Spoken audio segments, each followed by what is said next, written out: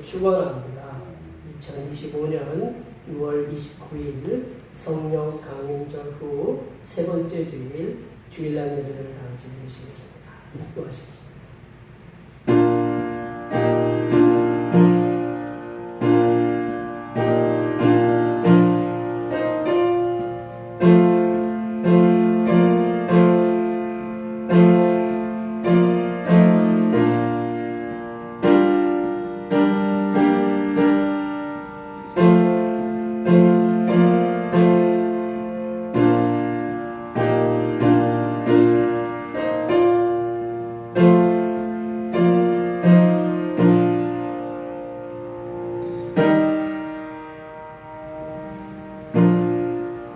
할렐루야. 내 영혼아 여호와를 찬양하라. 나의 생전에 여호와를 찬양하며 나의 평생에 내 하나님을 찬송하리로다.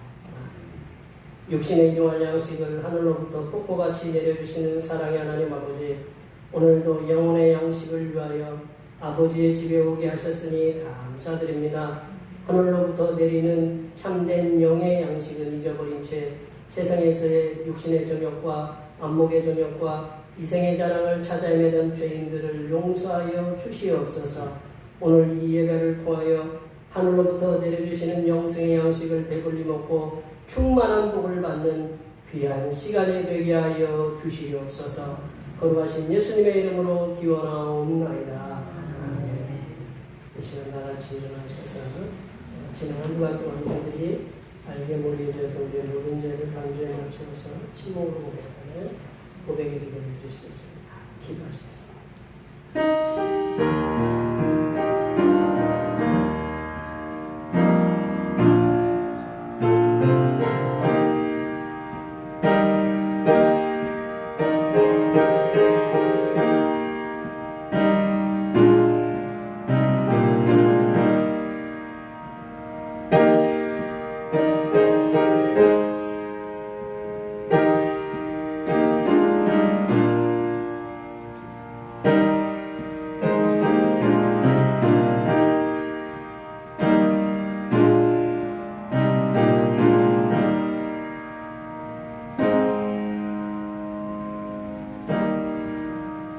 우리 하나님께서는 진심으로 죄를 고백하는 사람들에게 그 죄를 용서하기로 약속하셨습니다. 여호와께서 말씀하시되 오라 우리가 서로 변론하자. 너희의 죄가 주홍 같을지라도 눈과 같이 여질 것이요 진홍같이 붉을지라도 양털같이 희게 되리라. 이 말씀에 의하여 우리의 죄가 용서받았음을 확신합니다. 찬송 3장 하시겠습니다. 찬송 3장입니다.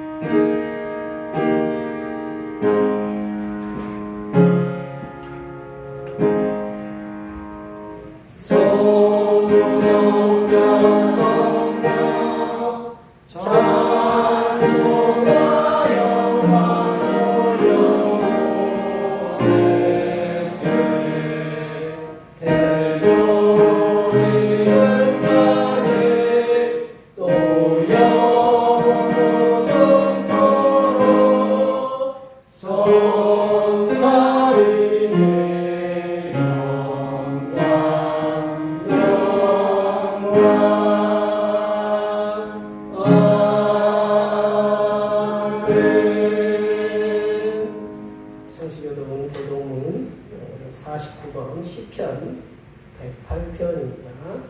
성시교독은 교동문 49번 시편 108편입니다. 하나님이여 내 마음을 정하였사오니 내가 노래하며 나의 마음을 다하여 찬양하리로다. 이파야 수구막 깰지어다. 내가 새벽을 깨우리로다. 여호와여 내가 만민 중에서 주께 감사하고 문 닫아주면서 주를 찬양하오리니 주의 인자하심이 하늘보다 높으시며 주의 진실은 궁창에까지 이르나이다. 하나님이여 주는 하늘 위에서 높이 들리시며 주의 영광이 온 땅에서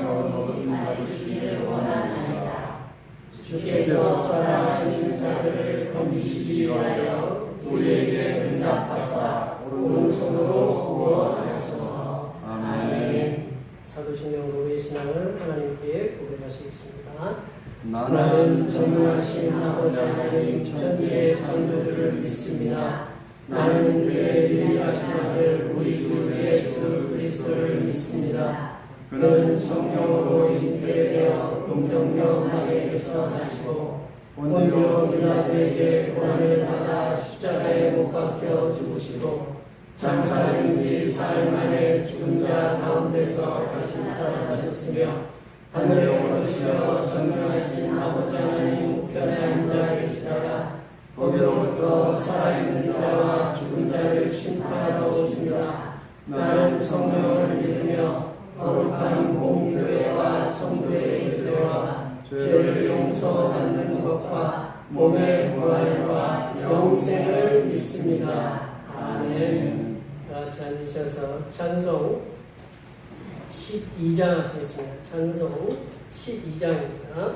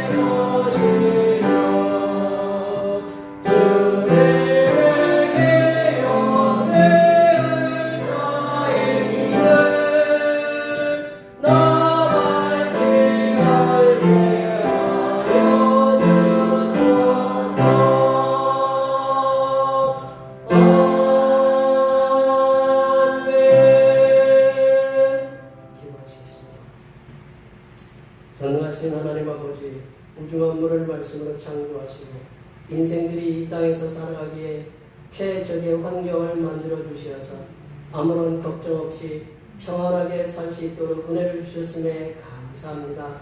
하지만 인간의 욕심과 욕망으로 가득 찬 인생들이 힘과 무기로 사람들을 죽이고 나라를 빼앗는 악한 행위들이 인류의 역사 가운데 멈추지 않고 진행되고 있습니다. 이 모든 악한 일들이 하나님께서 전능하신 능력으로 개입하셔서 전쟁이 사라지고 분쟁이 없는 평화로운 세상으로 만들어 주시옵소서. 하나님 아버지, 전 세계는 중동의 전쟁과 미국의 관세 정책으로 인하여 석유값 상승과 관세의 높은 장벽으로 인하여 이중의 어려움 속에 살아가고 있습니다. 인간들이 벌여놓은 전쟁을 인간들은 더욱더 크게 확전시키고 있사오니 하나님 아버지께서 인생들이 할 수 없는 전쟁의 통시를 내려 주시옵소서. 또한 오락가락하는 미국의 관세 정책을 붙잡아 주셔서 세계의 모든 백성들이 서로 윈윈하면서 살아가는 세상이 되게 도와 주시옵소서. 하나님 아버지, 이 나라에 새롭게 세워진 대통령에게 백성들을 사랑하고 백성들을 평안한 삶으로 이끌어갈 수 있는 지혜를 허락하여 주시옵소서. 또한 새롭게 세워지는 장관들을 통하여 모든 백성들이 삶이 나아졌다라고 체감하는 정책들이 세워지도록 인도하여 주시옵소서. 하나님 아버지, 대평교회 권속들에게 하나님의 한없는 사랑과 자비를 베풀어 주시옵소서. 주님을 섬기는 가정들마다 안고 있는 아픔들이 해결되어질 수 있도록 성삼일체 하나님께서 강권적으로 역사하여 주시옵소서.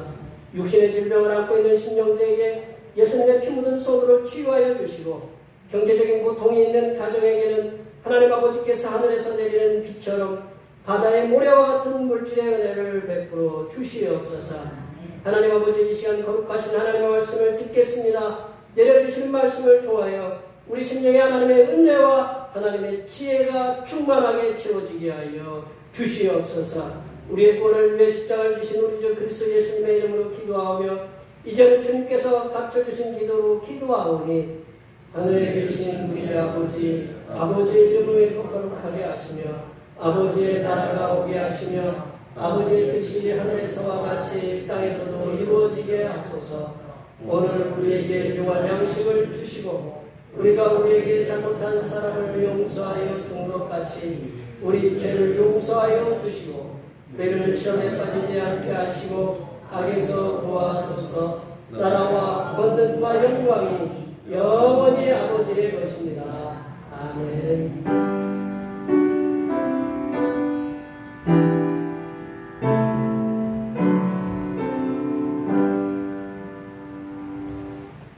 오늘 우리 주신 하나님의 말씀은 구약성경입니다. 구약성경 열왕기상 17장 17절에서 24절 말씀입니다. 구약성경 546쪽에 있습니다.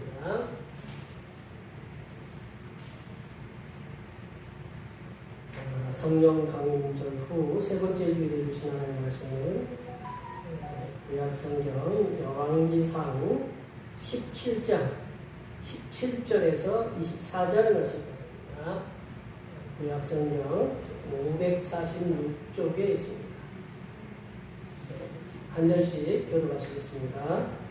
이 일 후에 그 집 주인 되는 여인의 아들이 병들어 증세가 심히 위중하다가 숨이 끊어진지라. 여인이 엘리야에게 이르되 하나님의 사랑이여 당신이 나와 더불어 무슨 상관이 있기로 내 죄를 생각나게 하고 또 내 아들을 죽게 하려고 내게 오셨나이까. 엘리야가 그에게 그의 아들을 달라 하여 그를 그 여인의 품에서 받아 안고 자기가 거처하는 바락에 올라가서 자기 침상에 누이고 여호와께 부르짖어 이르되 내 하나님 여호와여 주께서 또 내가 도와주신 가부에게 재앙을 내사 그 아들이 죽게 하셨나이까 하고 그 아이의 몸을 세 번 펴서 엎드리고 여호와께 부르짖어 이르되 내 하나님이여 여호와 내 하나님 여호와 영원하건대 이 아이의 혼으로 그의 몸에 돌아오게 하옵소서 하니 여호와께서 엘리야의 소리를 들으시므로 그 아이의 혼이 몸으로 돌아오고 살아나니라. 엘리야가 그 아이를 안고 다락에서 방으로 내려가서 그의 어머니에게 주며 이르되 보라 내 아들이 살아났느니라. 여인이 엘리야에게 이르되 내가 이제야 당신은 하나님의 사람이시오 당신의 입이 능력과 당신의 진실을 나누라.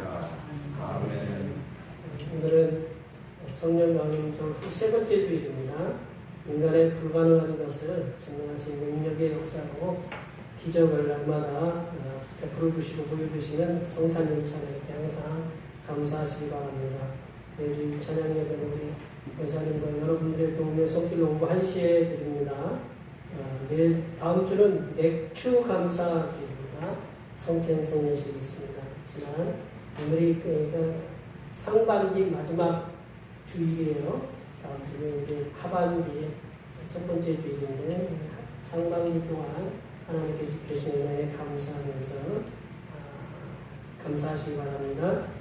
제가 7월 목회 계획이 있는데 11일 예장 총회에 참석하고요.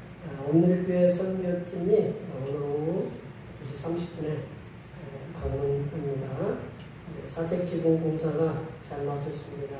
기도해 주셔서 감사하고요. 우리가 중보기도 성령 충만을 통해서 우리의 장성한 분야의 성도가 되도록 도와주시옵소서. 우리의 기도해 주시고 예배 후에는 점심 공동 식사가 있습니다. 날마다 수고해 주셔서 감사드리고요. 그리고 다음 주에 재직해 있다는 거 제가 그 주보에 빠져있는데 다음 주에는 재직해 3, 4분기 재직해 있습니다. 10시에 있습니다. 꼭 기억해 주시면 감사하겠습니다. 이렇게 여러 가지로 이렇게 하반기, 상반기에 하나님께서 은혜를 잘 마치게 해주셨고 지켜주신 것 감사드리고 이렇게 건강하게 하나님께서 이렇게 인도해 주셨는데 앞으로도 이렇게 남은 게 6개월 벌써 이제 눈 뜨니까 이제 6개월이 지나갔어요. 다시 눈 감았다 뜨면 이제 뭐 한 살이 더 드시는 거예요.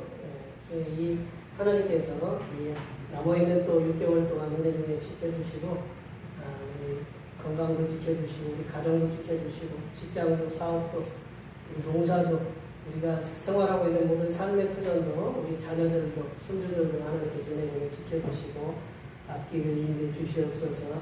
앞에 옆에 뒤에 계신 분들 많이 축복해 주시 바랍니다. 축복합니다.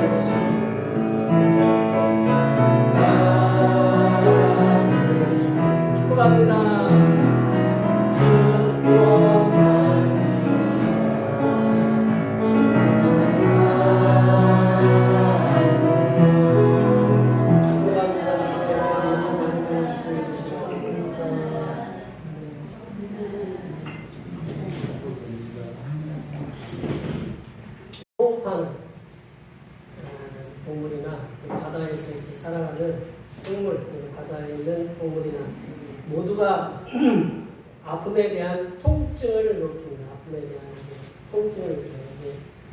통증을 느껴야 살아있는 존재거든요. 통증이 없으면 그거는 그 존재는 이제 죽어있는 존재이기 때문에 통증이 어떻게 보면 인간에게 좀 고통을 주기도 하지만 이 통증, 고통이라는 게 있어야, 통증이 있어야 인간의 삶을 더 이렇게 나아가게, 이렇게 또 행복하게 만들 수 있는 하나의 조건이 된다라고 이렇게 학자들은 얘기하기도 하는데요.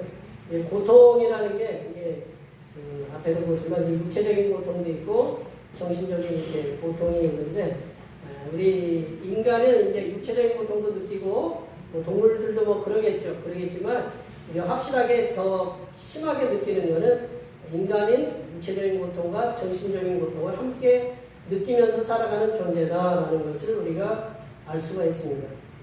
특별히 이제 사람이 경험하는 고통, 사람이 경험하는 이 고통 가운데 가장 큰 정신적인 고통, 가장 큰 정신적인 고통으로 경험되어지는 것이 사랑하는 사람과의 사별일 것입니다. 사랑하는 사람의 이제 죽음이 있죠. 조상들을 말씀 가운데 우리 부모님은 돌아가시면 땅에 묻고 오는 거고 자식들은 이제 죽으면 가슴에 마음에 이렇게 묻는다 이렇게 그런 말씀들을 합니다. 사람이 살다가 겪지 말아야 될 많은 이제 일들이 있겠지만 자식을 먼저 앞세우는 일은 그 어떤 말로도 이렇게 위로가 될 수 없다고 봅니다. 자식이 이제 질병으로 인해서 그러니까 이제 자식들의 질병으로 인해서 먼저 부모의 품을 떠나는 분도 있고 자녀들도 있고 아니면 불의의 사고로 인해서 부모보다 먼저 떠나가는 사람들이 있습니다. 그렇게 떠나가면 그 고통을 겪어야 하는 부모의 심정은 누구도 헤아릴 수 없다. 어제 이제 뉴스를 보니까 이 인도에 몇 주 전에 비행기 떨어지는 사고가 있었잖아요. 그래서 274명이 이렇게 유명을 달리했는데 그 중에 이제 어떤 엄마가 비행기가 떨어지니까 엄마가 딸을 찾으려고 불타는 비행기 속에 딸을 찾으려고 헤매다가 화상을 입고 근데 이제 그 아이가 이제 사망을 했는데 그 삼촌인가 이제 오빠가 엄마한테 얘기를 못 하겠다고 그런 것들이 그 방송에 이렇게 나오는 걸 이렇게 봤거든요. 그러니까 그 자식이 먼저 이렇게 앞을 떠나면 그 부모의 심정은 누구도 헤아릴 수 없다는 거죠. 오늘 본문에서도 보면 자식을 먼저 떠나보낸 여인의 이야기가 실려 있습니다. 자식을 먼저 떠나보낸 여인의 이야기가 실려 있는데 오늘의 주인공이 뭐냐면 엘리야 갈멜산에 이제 좀 있으면 갈멜산에서 큰 역사를 이루는 갈멜산의 선지자 엘리야와 그리고 이제 사르밧 과부라고 하는 요즘은 홀로된 여인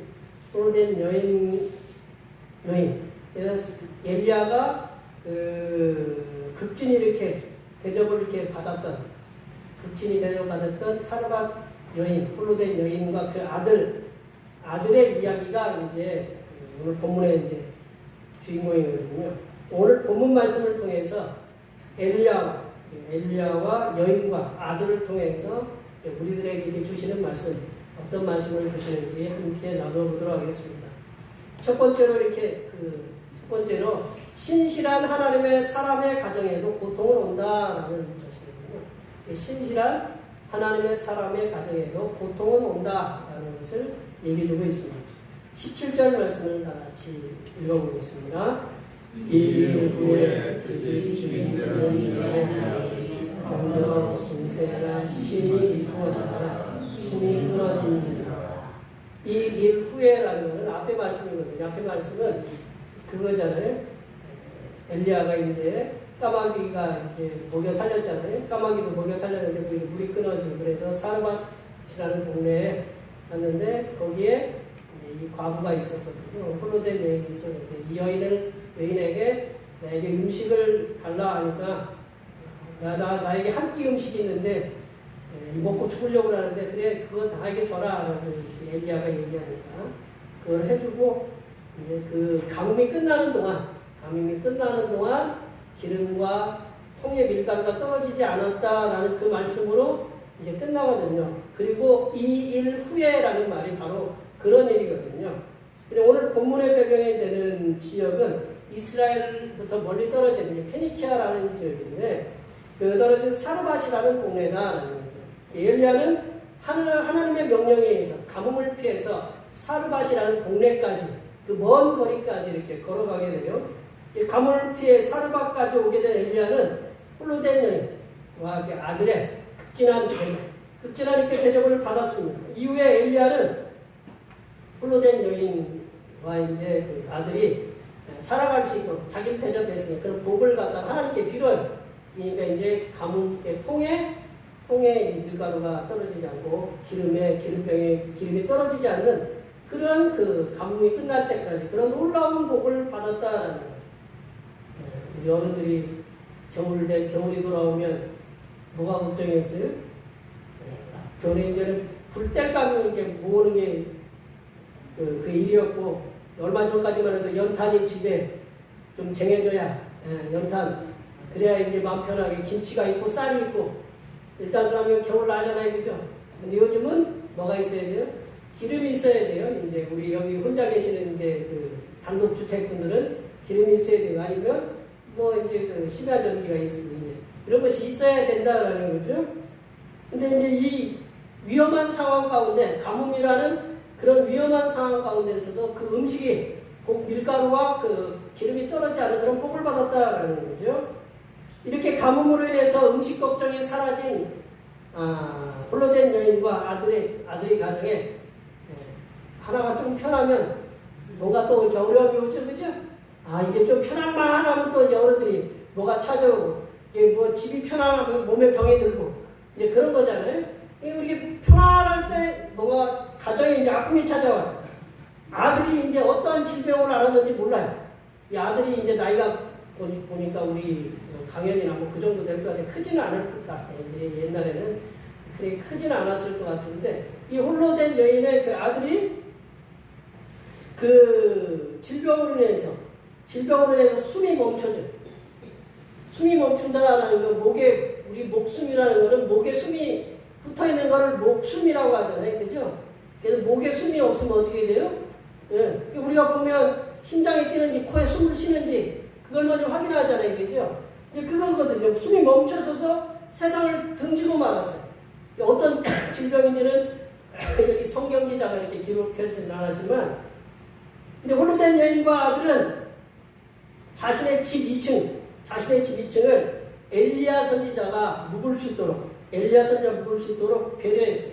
자기 집에. 그리고 그 가정에는 하나님의 선지자 엘리야가 있었다. 엘리야가 함께 있었다. 여호와 하나님께서 강권적으로 붙잡고 역사하시는 엘리야가 거하는 그 가정에 홀로 된 여인의 유일한 희망인 아들이 질병이 악화되어서 죽게 되었다. 아들이 여럿이어도 여기 권사님네 아들 5분 계시고 하나님 계시고 그러지만 아들이 여럿이어도 하나가 이렇게 이렇게 하나님의 부름을 받는다면 그것도 큰 고통이거든요. 5손가락 있다고 해서 하나 없으면 깨물으면 어때요? 다 아프죠. 다 아픈 거랑 마찬가지거든요. 하나님의 선지자가 그 가정에 있는데, 그 엘리야가 유명하잖아요. 우리 어떤 분들은 엘리사라는 분들이 이제 우리가 지면에 성경에 기록된 아주 이제 그 최초의 선지자다라고 이렇게 얘기하고 있는데, 하나님의 선지자가 그 가정에 있는데, 능력의 선지자, 권능의 선지자, 못할 것이 없는 그 하나님을 백을 두고 그렇게 있는 선지자가 그 가정에 있는데, 홀로 된 여인의 그 아들의 죽음은 이해가 되지 않는다. 하지만 하나님의 사람이 거하는 가정이라도 아들의 죽음이라는 거대한 고통은 찾아오게 되었다. 이 아들의 죽음에 고통스러워하는 홀로 된 여인은 엘리야 선지자가 원망과 한탄의 말을 거침없이 쏟아내는 거예요. 원망과 한탄의 말을 거침없이 뭐라고 쏟아내느냐? 내 아들을 죽게 하려고 당신이 오셨습니까? 김 목사가 딱 어디 집에 찾아갔는데, 아니 목사님 내 아들 죽게 하려고 목사님 오셨습니까? 라고 저한테 얘기하면 제가 어떤 충격을 받을까요? 아니 실컷 굶지 않게 곧바로 직전에 그냥 굶어 죽을 걸 갖다가 기름도 많이 나게 하고 그 기름병도 해서 입에 먹을 거를 갖다가 걱정 없이 했는데, 곧바로 이제 살려놨더니 아들 죽었다고. 당신이 내 아들 죽게 하려고 오셨습니까? 여기 계신 분들 중에 누구 찾아갔는데 당신이 와가지고 내 아들 죽었어. 그러면 우리 가끔 그러잖아요. 우리 옛날 드라마 보면 자식을 앞세운 엄마가 며느리한테 그러잖아요. 뭐라 그래요? 네가 내 아들 잡아먹었다고 그렇게 얘기하잖아요. 그죠? 그거랑 똑같으면 그 며느리가 어떤 느낌이 들겠어요? 그러니까 이 죽음의 엘리야를 죽음의 사신으로 몰아붙이는 아주 걸러지지 않는 그런 거친 말을 내뱉는 여인으로 이렇게 변했다라는 거죠. 성삼일체 하나님을 성실하게 섬기는 하나님의 사람의 가정에는 즐겁고 기쁘고 감사하고 행복한 일만 계속되어야 이게 성경적으로 맞다. 제가 보기에 하나님께서는 하나님 말씀을 지키는 자들에게 대한 복의 복을 성경에서 전체적으로 하나님 말씀을 지키는 자들에게 복을 약속하셨다. 특별히 신명기 28장에 보면 아주 복에 대한 하나님의 사람들에 대한 복을 갖다가 천명하고 있거든요. 근데 그것만 써있는 건 또 아니에요. 하지만 성경 곳곳에서는 또한 하나님을 열심히 성실하게 섬기는 하나님의 사람의 가정에도 아픔이 있고 자녀의 죽음이 있었다라는 거예요. 누가 그 대표적이냐면 욥이라는 10명의 아들이 한 번에 이렇게, 그리고 이제 다윗의 아들들도 다윗이 잘못은 했지만 압살롬이 죽고 그 다윗의 아들들이 여럿이 그냥 자기들 그 형제간끼리 싸우다가 이렇게 죽잖아요. 그리고 또 엘리사를 섬겼던 그 수냄 여인의 아들도 이렇게 죽잖아요.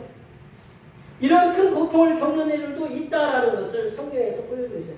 하나님이 복을 주시는 그 은혜도 있지만 때로는 그 고통을, 우리가 인간이 감당할 수 없는 고통을 갖다 주시는 그런 경우도 있다라는 거죠.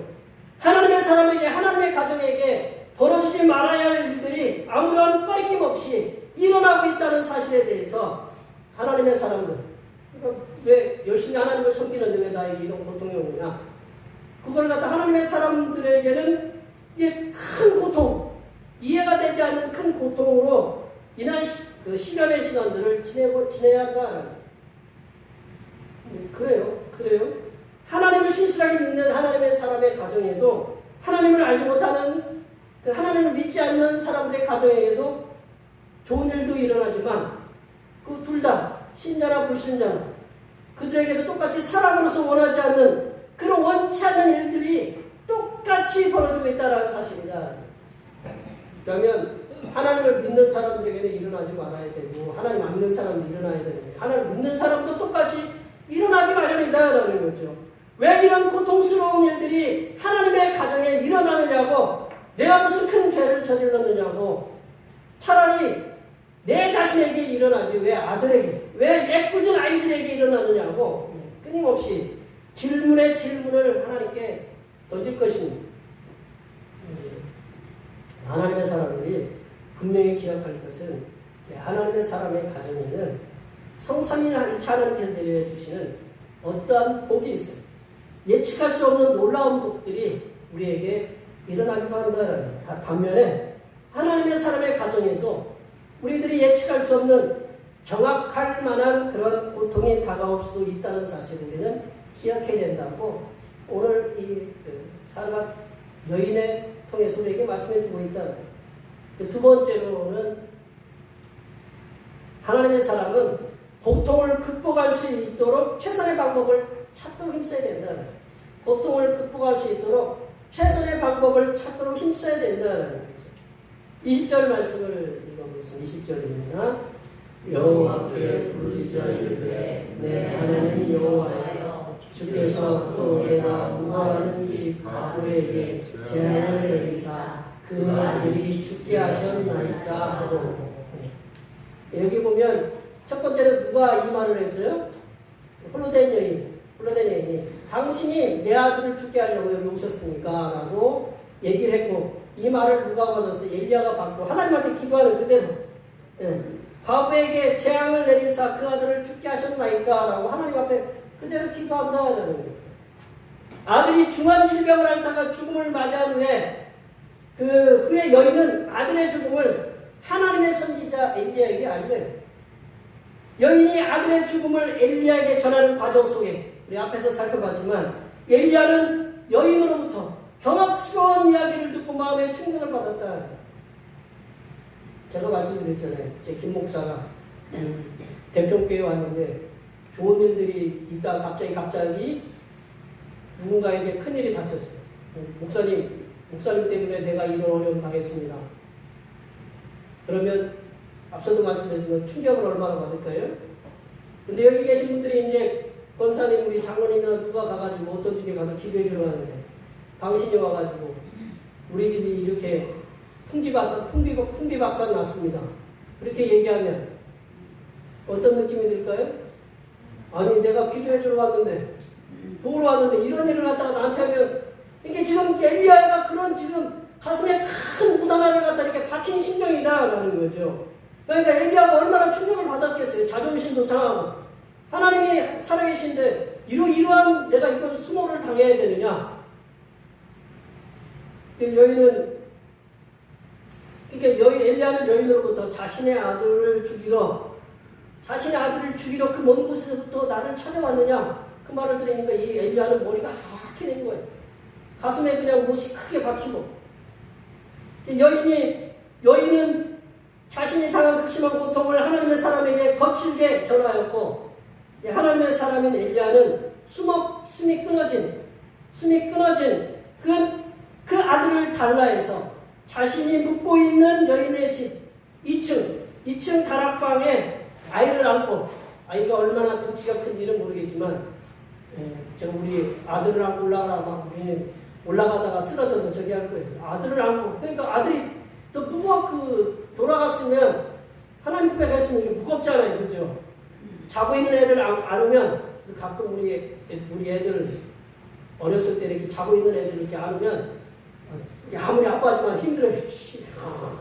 힘든데 얘가 더 사망했다면 더 무겁거든요. 몸도 무겁고 마음도 무겁고 그 무거운 상태로 2층 자기가 묵고 있는 다락방에 올라가서 자기가 자고 있는 그 침상 위에 아이를 갖다가 놓았다라는 거죠. 그리고 하나님께 이 아이를 위해서 전능하신 여호와께 탄식하듯 기도합니다. 왜 하나님께서 저를 이 여인의 집을 보내셔서 멀쩡한 여인의 아들을 죽게 만들게 하셨습니까? 엘리야는 인간의 생사를 주관하신 하나님께 한탄하였어요. 그렇지만 그래도 엘리야는 선지자잖아요. 하나님의 사람이잖아요. 아이의 생명을 위해서 여호와 하나님께 간절히 기도드렸습니다. 하나님께.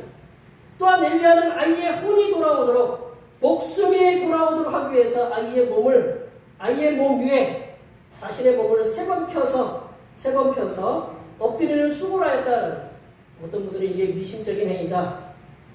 그렇게 볼 수 있지만 저는 이렇게 보기에 아이를 살리기 위한 쉽게 얘기하면 우리 저번에 심정지 배웠잖아요.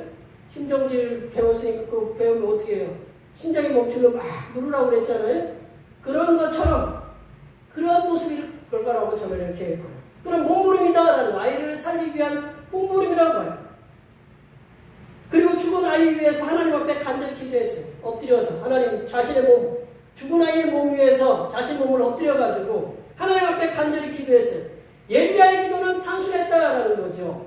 숨이 멈춘 아이의 몸에 그 숨이 돌아오게 하옵소서. 그 아이의 숨이 다시금 돌아오도록 그렇게 기도하고 있다는 거예요. 내 하나님 여호와여 원하건대 이 아이의 혼으로 그의 몸에 돌아오게 하소서. 혼이라는 건 영어로 소울이거든요. 소울. 차도 소울이 있고 소울이 있느냐 없느냐. 소울이라는 건 이제 히브리어로 네페시라는 거예요. 네페시라는 건 뭐냐면 사람이나 동물이나 숨이 붙어있는 그 존재를 네페시라고 하거든요.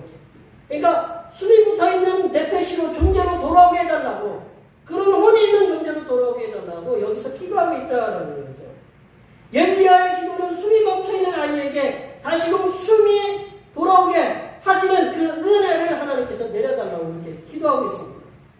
이 기도는 죽은 아이를 다시 살려내어 달라는 여호와 하나님을 강력하게 압박하는 엘리야의 기도다. 처음에 누가 엘리야를 압박했냐면 여인 나름대로 죽은 아이를 안고 엘리야를 찾아가서 엘리야를 압박했잖아요. 왜 당신이 내게 오셔가지고 이 아이를 죽게 만들었습니까?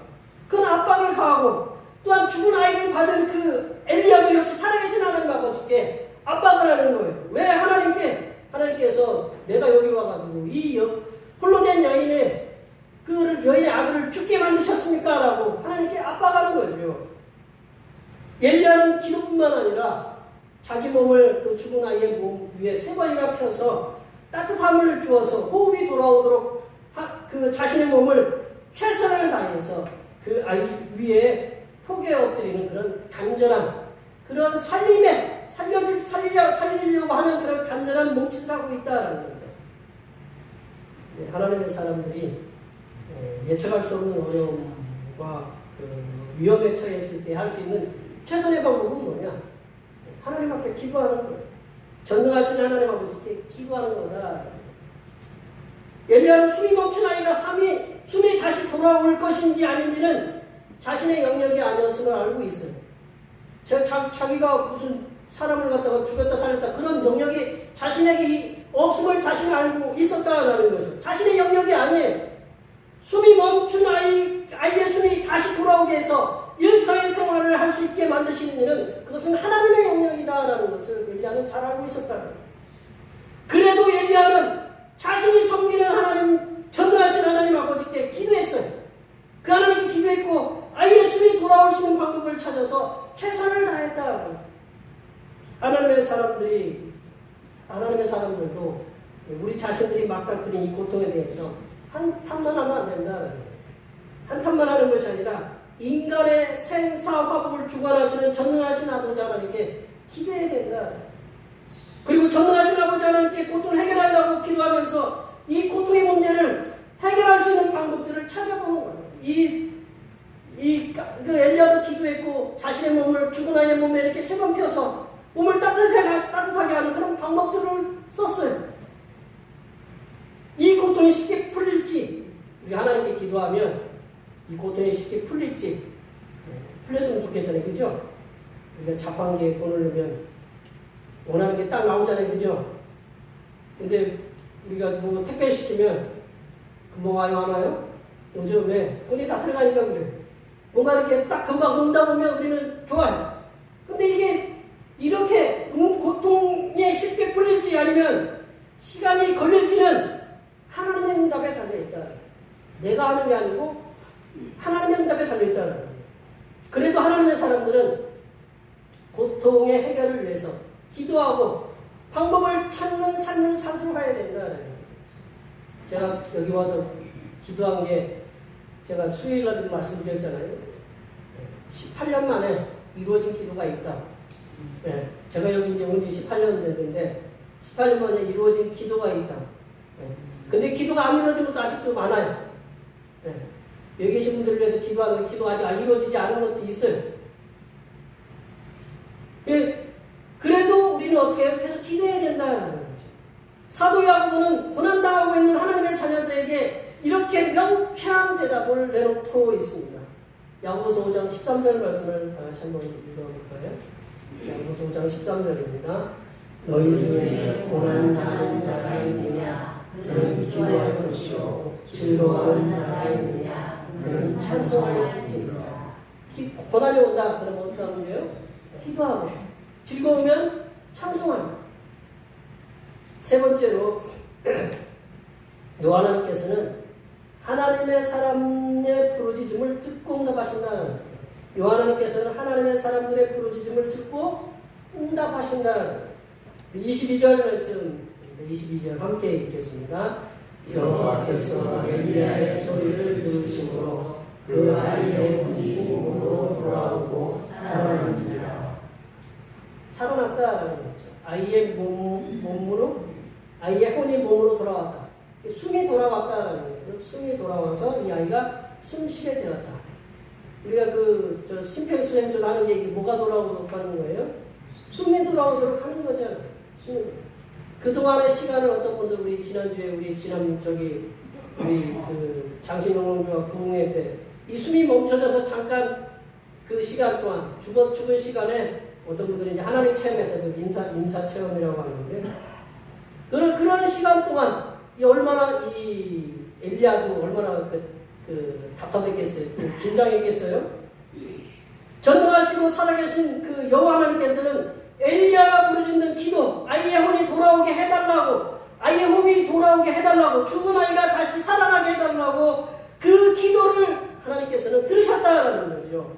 그리고 응답해서 아이의 혼이, 아이의 소울이, 아이의 영혼이 돌아오고 호흡이 돌아오는 그런 은혜의 역사를 하나님이 일으키셨다. 전능하신 여호와 하나님께서는 엘리야의 부르짖음에 귀를 기울이셔서 경청하고 계셨다. 엘리야의 기도를 듣고 계셨던 하나님께서는 인간의 죽음의 법칙을 거스르시고, 죽은 자는 돌아오지 않아요. 그러나 가끔 하나님이, 가끔 예수님도 가끔 3번씩이나 이렇게 야이로의 딸도 살리시고 나인성의 그 과부의 그 아들도 살리시고, 그리고 나사로도 살리시고, 그냥 가끔 죽음의 법칙을 거스르는 일들을 하셨어요.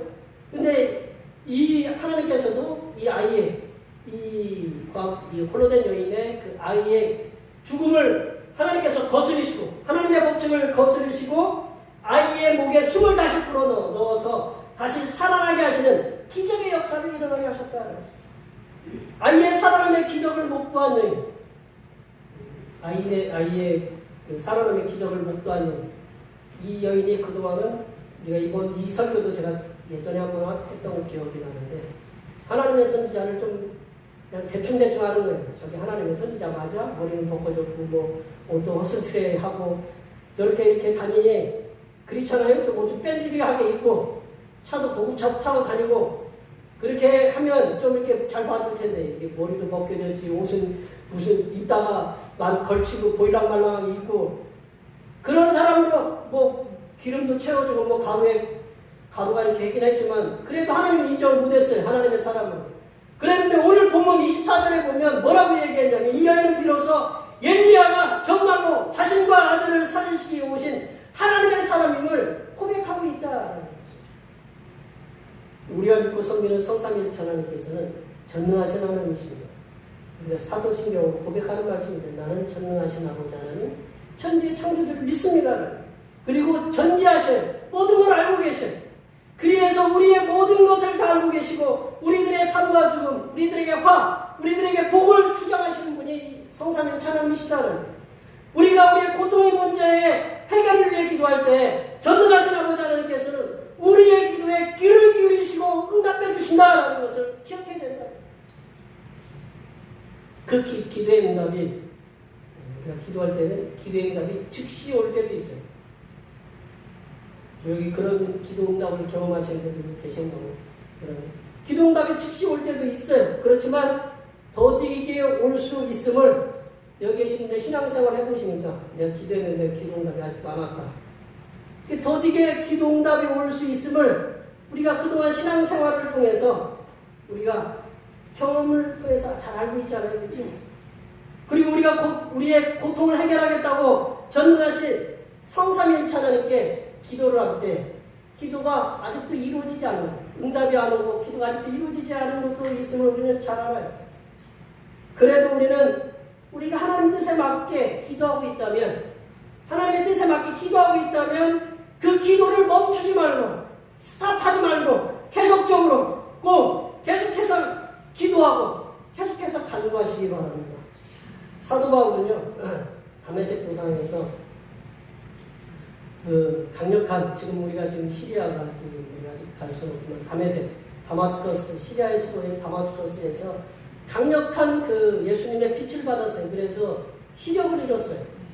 하나님 예수님을 만났지만 잃은 게 뭐냐면 시력을 잃었어요. 시력을 잃어가지고 사람을 잘 못 알아봐요. 이게 우리 조한이 집사님인지 조순 집사님인지 잘 몰라. 그래서 가끔 가다가 막 실수해. 비슷하게 생겼지만 그러면 어떻게 해요? 서로 제가 이렇게 어떤 말을 해줘야 되는데 좀 틀린 말들이 있을 수 있잖아요. 그죠? 예. 근데 잘못해서 이렇게 실수할 수도 있다라는 거죠. 이 사도 바울이 그런 삶을 살고 있다라는 거예요. 사도 바울로서. 그래서 사도 바울이 어떻게 해요? 하나님 앞에 어떤 기도를 드렸을까요? 눈을 위해서 기도했을까요? 안 했을까요? 눈을 치료해달라고 기도했어요. 성경에 보면 3번을 기도했다고 그랬어요. 3번은 완전한 기도예요. 하나님 눈 치료해 주십시오. 하나님 눈 치료해 주십시오. 하나님 눈 치료해 주십시오. 라고 하나님 앞에 간절히 세 번을 이렇게 기도드렸다라는 거죠. 그 기도를 갖다가 드렸는데 이 사도 바울이 하나님께서 사도 바울에게 어떤 응답을 주셨느냐면 이런 응답을 주셨어요. 내려보세요. 내 은혜가 네 은혜가 내 은혜가 네게 족하다라고 이렇게 됩니다. 내 은혜가 네게 족하다. 하나님이 뭐라고 대답하시느냐, 응답하시느냐면 너는 그대로 눈이 아픈 상태로 살아라. 그게 응답을 그렇게 주셨어요. 그래서 사도 바울은 그게 응답인 줄 알고 더 기쁘게 주님의 사역을 감당했다고 사도 바울은 주님이 부르시는 그날까지 그런 아픈 상태로 그 사역을 감당했다고 자신이 고백하고 있다라는 거예요. 성삼일체 하나님께서는 사도 바울의 눈의 치유보다는 그 눈의 상한 눈을 통해서 하나님의 영광을 나타내는 일에 힘쓰기를 이렇게 바랬어요. 그래서 이 기도의 응답을 들은 사도 바울은 도리어 기쁘게 주님의 사역을 감당하였다고 이렇게 합니다. 우리가 우리의 고통의 문제를 놓고 계속 기도했는데 성삼일체 하나님께서 내 은혜가 하나님의 은혜가 네게 족하다. 여기 김집사, 여기 장로, 여기 권사에게, 김목사에게 족하다. 그런 응답이 오면, 그런 메시지가 오면 성삼일체 하나님께서 우리가 당하고 있는 이 어려움들을 통해서 그 사도 바울이 그 눈의 상함을 통해서 하나님께 영광을 받으신 것처럼 우리가 당하고 있는 그 어려움들을 통해서 영광을 받으시기를 원하신다라는 그런 메시지를 우리가 들어야 된다라는 그 말씀을 정리하면요. 하나님의 사람들이라도 하나님을 열심히 섬기는 사람, 성실하게 신실하게 섬기는 사람들일지라도 고통을 온다라는 거죠. 그리고 하나님의 사람들은 우리들은 그 고통을 해결하기 위해서 전능하신 하나님께 열심히 기도하고 그 고통을 해결할 수 있는 방법들을 주님 안에서 열심히 찾으시기 바랍니다. 그리하면 성삼일체 하나님께서는 그 고통의 문제를 해결할 수 있도록 응답해 주십니다. 여기에 모여 예배하시는 모든 하나님의 백성들께서는 갑작스럽게 그리고 예기치 않은 고통들이 찾아올 때에 전능하신 성삼일체 하나님께 기도하시고 그리고 응답받으시고 그 고통의 문제를 해결을 받으시고 하나님께 영광을 돌리시며 살아가시는 하나님의 복된 자녀들이 되시기를 간절히 축원합니다. 기도하시겠습니다. 하나님 아버지, 우리가 하나님의 자녀로서 당하는 고통들이 올 때 전능하신 성삼일체 하나님께 기도를 통하여 응답을 받고 그 문제를 해결함을 받아 하나님께 영광 돌리며 살아가는 하나님의 복된 자녀들이 되도록 인도하여 주시옵소서. 거룩하신 예수님의 이름으로 기도하옵나이다. 오늘 우리에게 주신 말씀 생각하시면서 찬송 68장 하시겠습니다. 찬송하신 준비하신 예물 하나님 앞에 드리시겠습니다.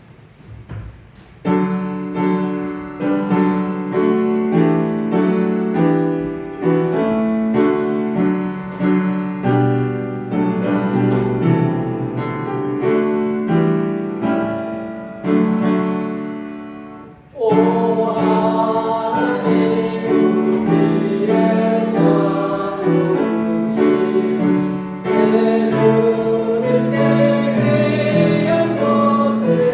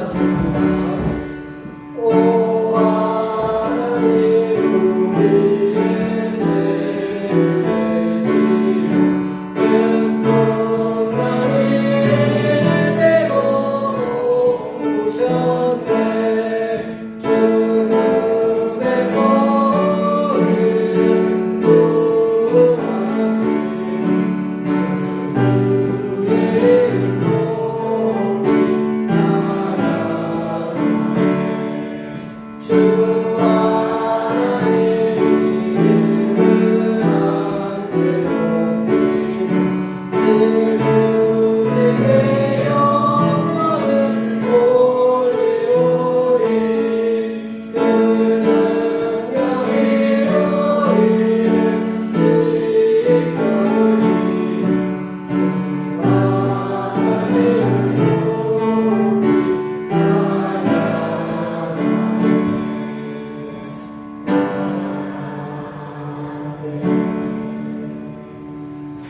기도하시겠습니다.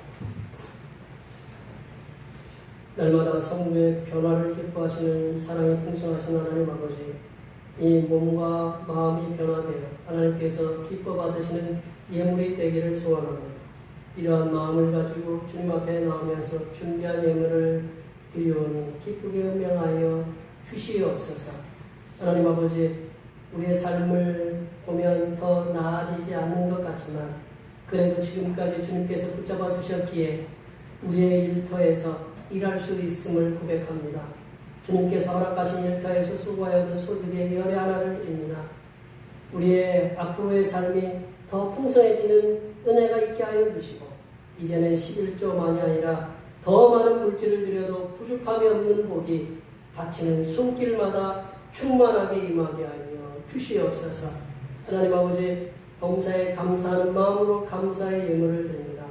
우리를 평안하게 인도해 주신 은혜에 감사하여 감사의 예물을 드립니다. 여러 가지 감사의 제목을 담아 드린 예물을 기쁘게 받아 주시옵소서. 그리하여 사람이 예측할 수 없는 감사가 넘치게 하옵시고 뜻하지 않는 은혜가 임하여 기쁨이 만배나 넘치는 은혜가 임하게 하여 주시옵소서.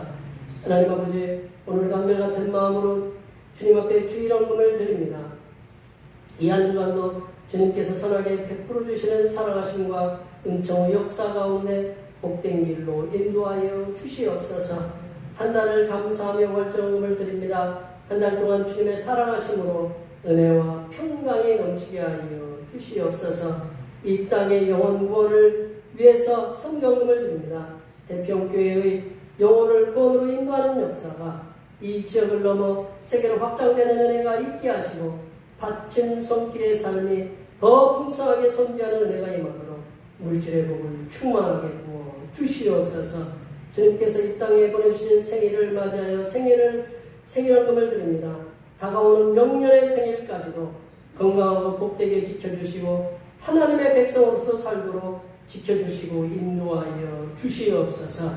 하나님 아버지, 주님의 몸된 교회를 위하여 헌신하고 봉사하는 손길들의 수고를 기억하여 주시사 하늘로부터 내려주신 은혜가 충만하게 임하도록 도와 주시옵소서. 차량 봉사로, 주방 봉사로, 헌금위원으로, 재정위원으로, 안내위원으로, 교회 청소로, 그 외에 남모르게 주님을 위하여 수고하는 여러 손길들 위해 이 땅에서 하나님께서 보여주시는 새로운 비전들을 보게 하시고 이 땅에서 바라고 소원하는 모든 기도의 제목들이 다 응답받는 역사가 일어나게 하여 주시옵소서. 거룩하신 예수님의 이름으로 기도하옵나이다.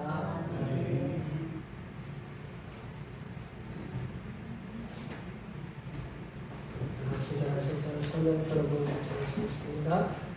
대표교회 사명선언은 대표교회의 사명은 하나님께서 우리와 함께 하시는 절대의 믿음과 우리 가족을 사랑으로 구원하여 주심과 교회를 봉시켜 주심을 비전 삼아 지역과 나라와 세계의 소금과 빛의 사명을 감당하는 것입니다. 믿음으로 하나님을 기쁘시게. 부흥하는 교회 모두 찬양하시겠습니다. 성령의 능력으로 부흥하는 교회이라. 결단의 찬송 192장 하시겠습니다.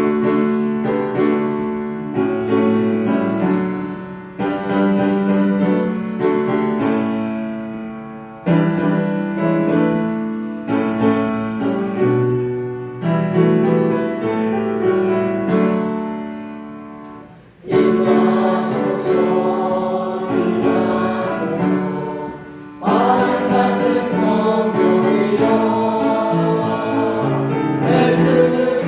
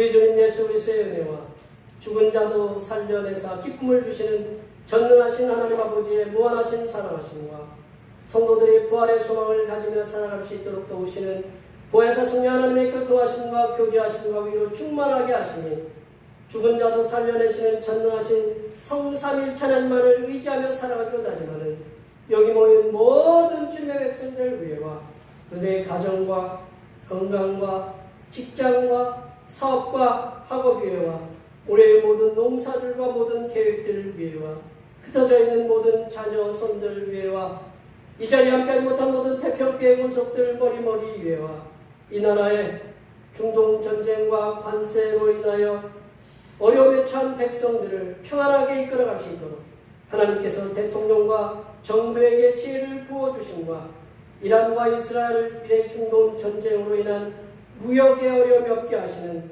하나님의 강권적인 역사하심이 이제로부터 영원토록 함께 하옵시기를 간절히 축원하옵나이다.